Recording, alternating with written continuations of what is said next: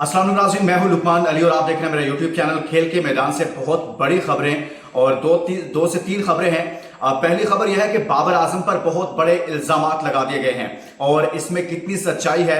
और कहा यह जा रहा है कि उन्होंने अमेरिका के साथ मैच को फिक्स किया और उसके बदले में एक 7-8 करोड़ की गाड़ी ली। इसके साथ साथ उन्होंने प्रॉपर्टी ली मुख्तलिफ ममालिक के अंदर। ये मामला क्या है, क्या वाकई बाबर ने मैच फिक्स किया और बाबर आजम और क्रिकेट बोर्ड ने इन इल्जामात पर जवाब क्या दिया है, सच्चाई क्या है, हकीकत क्या है, ये आपके सामने रखूंगा।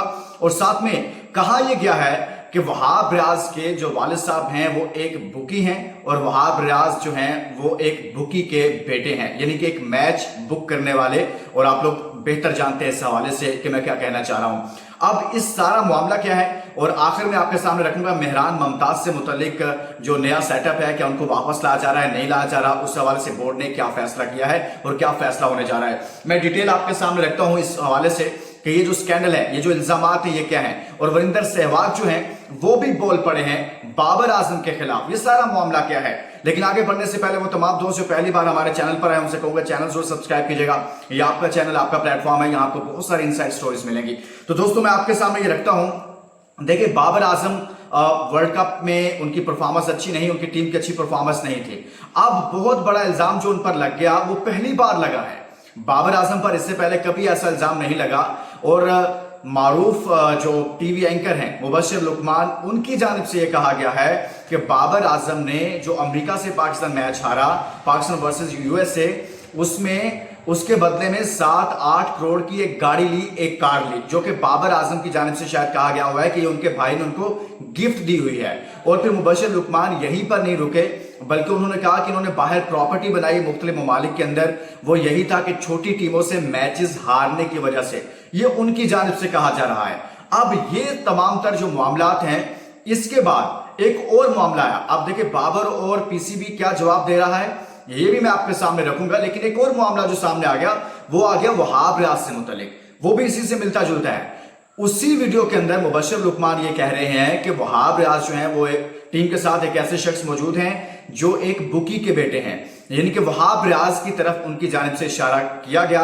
और बहुत सारे लोग कहते हैं कि वहाब रियाज से मुतल्लिक ही बात की गई है कि वो एक बुकी के बेटे हैं। ये मुबशर लुकमान की जानिब से जो वीडियो बनाई गई, जो कहा गया, उसमें ये तमाम तर इल्जामात हैं। अब देखिए इसमें सच्चाई क्या है।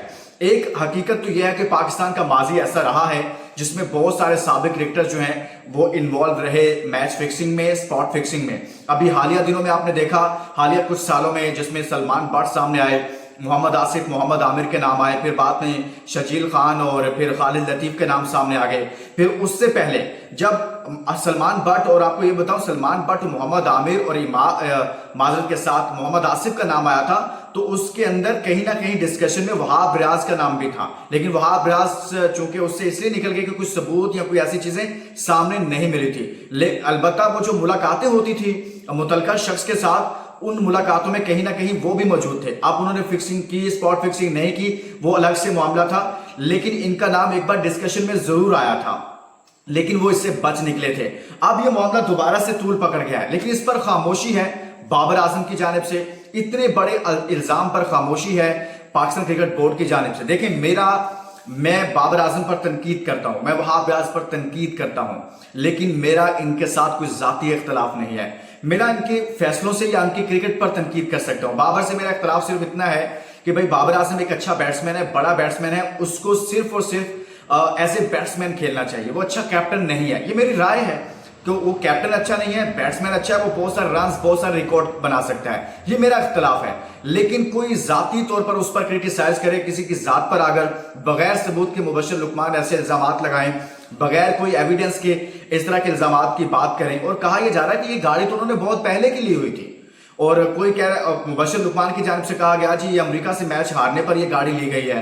अब देखें कुछ सबूत नहीं है। मैं चाहता हूं कि FBI की जानिब से इस पर तहकीकात की जानी चाहिए, और जो भी कसूरवार है, यानी कि आप पूछ सकते हैं ना, कि बाबर से भी पूछ सकते हैं कि भाई आपने गाड़ी कहां से ली, वो बता देगा गिफ्ट मिली है, भाई ने दी है, भाई का सोर्स ऑफ इनकम क्या है, कहां से पैसे आते हैं, ये तमाम मामलात क्या हैं, तो वो सब सामने आ जाएगा। लेकिन अब मुबशर लुकमान को जो है वो सबूत देने चाहिए। आपने इतने बड़े क्रिकेटर पर, जो पाकिस्तान टीम का कैप्टन है, उसका कैरियर तबाह हो सकता है इस तमाम सूरत हाल में। मैंने आपको बताया कि इख्तलाफ हम करते हैं बाबर से, اس کے فیصلوں سے یا اس کی کپتانی سے، لیکن اس کا مطلب یہ نہیں کہ آپ بغیر ثبوت کے منہ اٹھا کر آ جائیں۔ پھر آپ نے وہاب پر یہ الزامات لگا دیے کہ وہ ایک بکی کا بیٹا ہے۔ یہ مطلب سنگین نوعیت کے الزامات ہیں جو بغیر ثبوت کے کسی کی ذات پر جو الزامات ہیں، میرے خیال میں اس سے اجتناب کیا جانا چاہیے، تو اس پر تحقیقات کر لینی چاہیے۔ لیکن یہاں پر بابر اعظم کی خاموشی جو ہے نا، وہ سمجھ لیں کہ مزید سوالات کو، شکوک و شبہات کو جنم دے رہی ہے۔ بابر کو اس پر ریسپونڈ کرنا چاہیے۔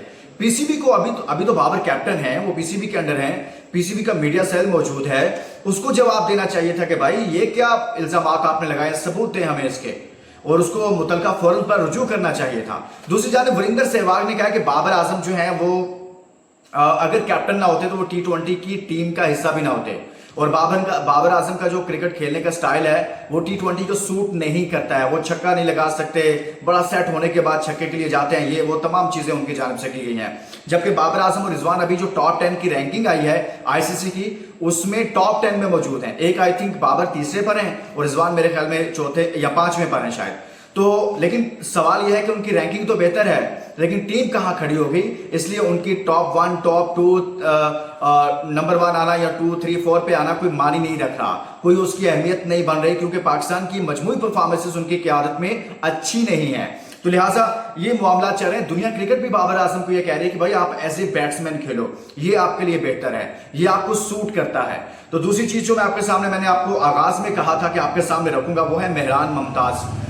اسپنر ہے مہران ممتاز، اور ان کے حوالے سے یہ خبریں ہیں، اور کافی اچھا پرفارم کر رہے ہیں ڈومیسٹک کے اندر جہاں بھی ان کو موقع ملتا ہے، کہ اب ان کو بھی موقع دیا جائے گا۔ جو نیا سیٹ اپ بنے گا، جو نئے لڑکوں پر ٹیم بنائی جا رہی ہے، جو نئے لڑکے ہیں، وہ یہ تو نہیں ہے کہ 15 رکن اسکواڈ ہی ہوگا، بس ایک پورا پلان ہوگا جس کے اندر 25 سے 30 لڑکوں کو رکھا جائے گا، ان میں سے پھر آگے جو ہے وہ 15 رکنی اسکواڈ جو ہے وہ کسی بھی ٹورنامنٹ کے لیے رکھا جائے گا۔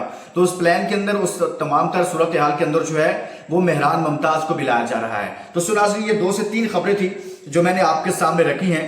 پہلی بات، مجھے بڑا دکھ ہوا، دیکھیں بابر اعظم پاکستان کا سٹار ہے، اس نے پاکستان کے لیے بہت ساری پرفارمنسز ہیں۔